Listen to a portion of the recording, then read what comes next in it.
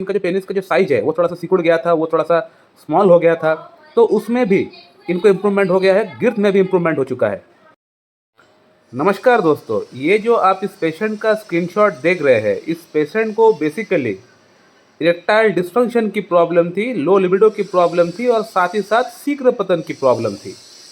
तो इन तमाम समस्याओं के लिए ये पेशेंट मेरे पास आज से 4 महीना पहले से कांटेक्ट किए थे। इनका ट्रीटमेंट चल रहा है पिछले 4 महीने से मेरे पास।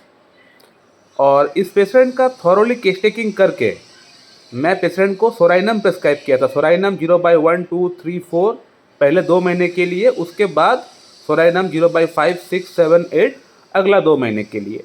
तो आज टोटल 4 महीना हो चुका है इस पेशेंट का ट्रीटमेंट मेरे पास चलते हुए।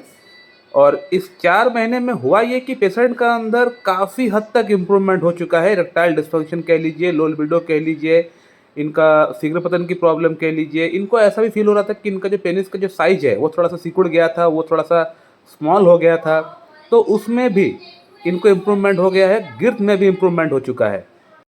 अब बहुत सारे डॉक्टर्स को ये समझ में नहीं आएगा कि इस पेशेंट का अंदर इरेक्टाइल डिस्फंक्शन की प्रॉब्लम है, लो लिबिडो की प्रॉब्लम है और प्रिस्क्रिप्शन में कर रहा हूँ सोराइनम।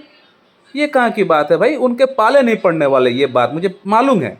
तो इसीलिए मैं ये वीडियो बनाया हूँ, क्योंकि मैं बहुत सारे पेशेंट का ट्रीटमेंट करता हूँ, बहुत सारे पेशेंट का इंप्रूवमेंट होता है, सबका ऊपर वीडियोस में बनाता नहीं हूँ, मेरे पास समय भी नहीं होता है। जो यूनिक वीडियोस होता है मैं उसी को डालता हूँ, उसी का फीडबैक में डाल के आप लोगों को समझाने का प्रयास करता हूँ। तो ये एक यूनिक वीडियो है, क्योंकि सोराइनम से यौन समस्या ठीक हुआ तो बहुत लोगों को ये समझ में नहीं आएगी। लेकिन जो भी होम्योपैथ क्लासिकल होम्योपैथी प्रैक्टिस करते हैं, सिंगल रेमेडी प्रेस्क्राइब करते हैं, होलिस्टिक अप्रोच को अपनाते हैं, हैनमन का बताया हुआ, केंट का बताया हुआ रास्ते पे चलते हैं, उन होम्योपैथ को मेरे ख्याल से ताज्जुब नहीं होना चाहिए। ये ताज्जुब वही लोग होंगे जो लोग इस प्रॉब्लम के लिए वो मेडिसिन, उस प्रॉब्लम के लिए ये मेडिसिन, थेरेपेटिक ट्रीटमेंट जो लोग करते हैं, यानी रोगी के रोग के नाम पर जो लोग ट्रीटमेंट करते हैं, वही लोग इस वीडियो को देख के ताज्जुब होने वाले हैं। मैं हमेशा अपना जूनियर्स को एक ही बात बोलता हूँ कि आपके पास पेशेंट कोई भी प्रॉब्लम लेकर क्यों ना आए, आप उस प्रॉब्लम का अहमियत अपना केस टेकिंग के अंदर सिर्फ 15 से 20% ही दें।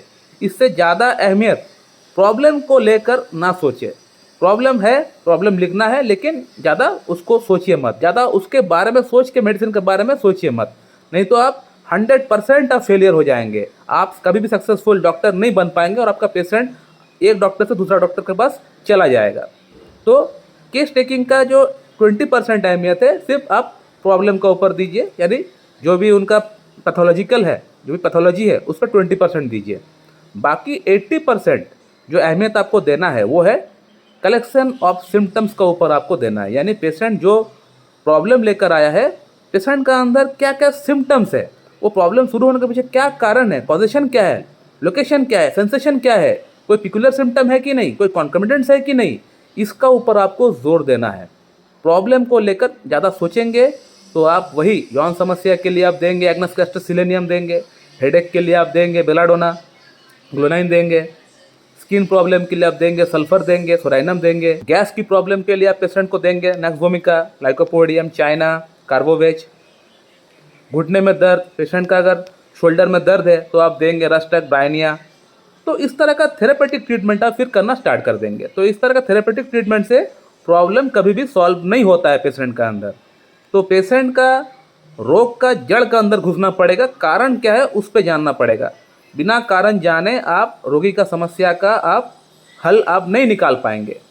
तो हमेशा पेशेंट को पूछे कि ये प्रॉब्लम डेवलप होने के पीछे क्या कारण आपको लग रहा है। पेशेंट बताएगा, कुछ ना कुछ बताएगा पेशेंट आपको, तो पूछिए, आपका काम होता है पूछना। जैसे कि इस केस का अंदर हुआ है, इस पेशेंट का उम्र ओनली 25 ईयर्स है और इस पेशेंट का लिंग में तनाव बिल्कुल नहीं आता है। तो मैं पेशेंट को पूछा कि आपका अंदर ये प्रॉब्लम डेवलप होने के पीछे आपको क्या कारण लग रहा है। तो पेशेंट ने बताया, डॉक्टर साहब 2 कारण मुझे लग रहा है, एक हस्तनातुन मैंने बहुत ज़्यादा किया है, ये एक कारण हो सकता है। दूसरा कारण जो है मुझे लग रहा है कि मुझे स्किन डिजीज़ थी, यानी चर्म रोग थी, उसके लिए मैं एलोपैथिक ट्रीटमेंट कराया था और मेरा हेड में एलोपेशिया एरियाटा हो गया। तो गोल जैसा जो कॉइन जैसा जो स्ट्रक्चर बना के जो बाल झड़ता है, उस तरह का एलोपेशिया एरियाटा इनका अंदर डेवलप हुआ था। तो ये दोनों ही समस्या के लिए एलोपैथिक ट्रीटमेंट इनका हुआ था और एलोपैथी में ऑइंटमेंट वगैरह लगाया गया था और खाने की कुछ मेडिसिन जो होती है फिनेस्ट्रेट वगैरह इनको दिया गया था। तो इन मेडिसिन से और इन लगाने का ऑइंटमेंट से इनका अंदर प्रॉब्लम स्टार्ट हुआ। ये पेशेंट काफ़ी हद तक कन्फर्मली मुझे बोल पा रहा है। So there is a history of suppression of skin disease. मैं हमेशा बोलता हूँ आप लोगों को कि चर्म रोग के लिए, हेयर फॉल की समस्या के लिए एलोपैथिक ट्रीटमेंट आपको नहीं कराना है। एलोपैथिक ट्रीटमेंट कराएंगे तो वो लोग जो मेडिसिन देंगे वो दब जाएगा आपका स्किन के अंदर। तो दब जाने के कारण से वो तो आपका दब जाएगा, आपको इंस्टेंटली आपको आराम मिल जाएगा, लेकिन वो कुछ साल बाद, 3-4 साल बाद, 2 साल बाद आपका अंदर कुछ ना कुछ बड़ा रोग आपका अंदर उत्पन्न कर देगा। जैसे कि इस पेशेंट के अंदर हुआ है। इस पेशेंट के अंदर सिर्फ यौन समस्या नहीं हुआ है, यौन समस्या तो उत्पन्न हुआ ही हुआ है, इसी के साथ साथ इनको एस्थमा की प्रॉब्लम डेवलप हो गया है, इनको सांस लेने में प्रॉब्लम हो रहा है। अब इस पेशेंट का अंदर मैं थॉरोली केस टेकिंग करके इस पेशेंट को मैं सोराइनम प्रिस्क्राइब किया था। सोराइनम क्यों प्रिस्क्राइब किया हूँ? सोराइनम तो किताब अगर जो लोग देखे हैं वो लोग देख पाएंगे, वहाँ पे मेल चैप्टर है ही नहीं, मेल भी नहीं है, फीमेल भी नहीं है, यानी पुरुषों की जननांग फीमेल जननांग के अंदर ये काम ही नहीं करते, इसका कोई स्पेयर ऑफ एक्शन दिया ही नहीं गया है, लेकिन फिर भी मैं प्रिस्क्राइब कर रहा हूँ सोराइनम। तो इस पेशेंट का अंदर सोराइनम मैंने इसलिए प्रिस्क्रिप्शन किया है क्योंकि मैं इस पेशेंट को लेकर सोचा हूँ। इस पेशेंट का रोग को लेकर मैंने नहीं सोचा है, रोग को लेकर ज़्यादा मैंने हेडेक नहीं पाला है, मैं पेशेंट को लेकर हेडेक पाला हूँ, मैं पेशेंट को लेकर सोचा हूँ। पेशेंट को लेकर अगर आप सोचेंगे तो सोराइनम आएगा, अगर उसका डिजीज़ को लेकर आप सोचेंगे तो एग्नस कैस्टर, सिलेनियम, कैलेडियम, योहिम्बिनम, डामियाना, इस तरह की जो मेडिसिन होती है, R41, डमियाग्रा फोर्ड, डमिया प्लांट, इस तरह की जो मेडिसिन होती है वो आएगा, लेकिन इस तरह का मेडिसिन से फ़ायदा नहीं होने वाला। तो आपको पेशेंट को ही ट्रीटमेंट करना पड़ेगा, पेशेंट को ही एज ए होल आपको ट्रीटमेंट करना पड़ेगा।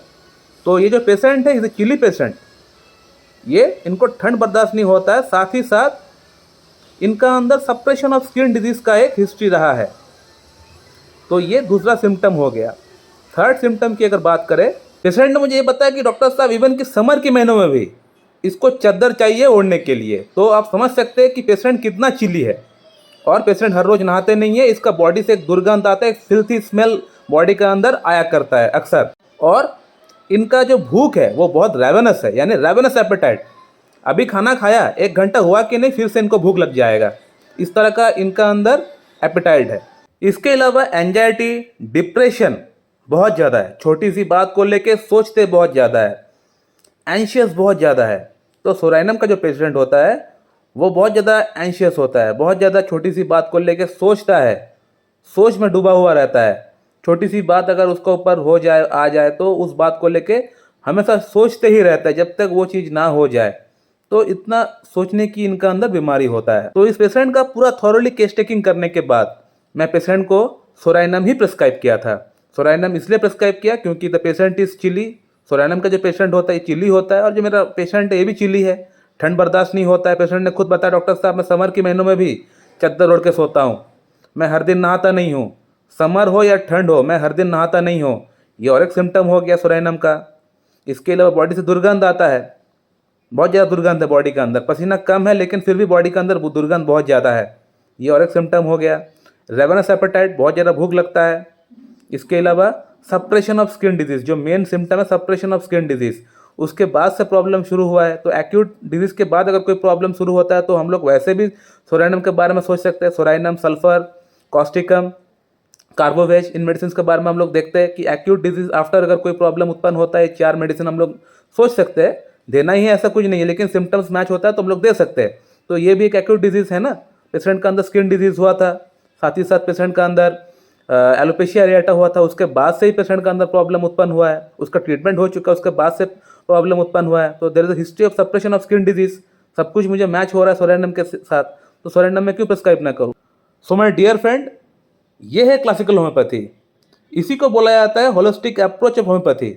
यहाँ आपने देखा पेशेंट का एस्थमा भी ठीक हो गया। पेशेंट ने लिखा है कि उसका सांस लेने का जो प्रॉब्लम होता है यौन समस्या के साथ साथ ये भी ठीक हो गया। ना तो मैं पेशेंट का अंदर इरेक्टाइल डिस्फंक्शन का ट्रीटमेंट किया, ना तो मैं पेशेंट का अंदर एस्थमा का ट्रीटमेंट किया, मैं पेशेंट का ट्रीटमेंट किया। जो पेशेंट मेरे पास आए हुए XYZ ABCD, मैं उनका ट्रीटमेंट किया, तो उनका अंदर जो जो समस्या है वो एक ही मेडिसिन से निकल गया। इसको कहते हैं constitutional treatment. So my dear friend, अगर आप लोग को ये वीडियो अच्छी लगती है तो वीडियो को लाइक करें, शेयर करें, और अगर कोई सवाल है तो कमेंट बॉक्स में कमेंट करके पूछिए, आपको वहाँ पर रिप्लाई मैं दे दूंगा। So thank you very much and have a good day.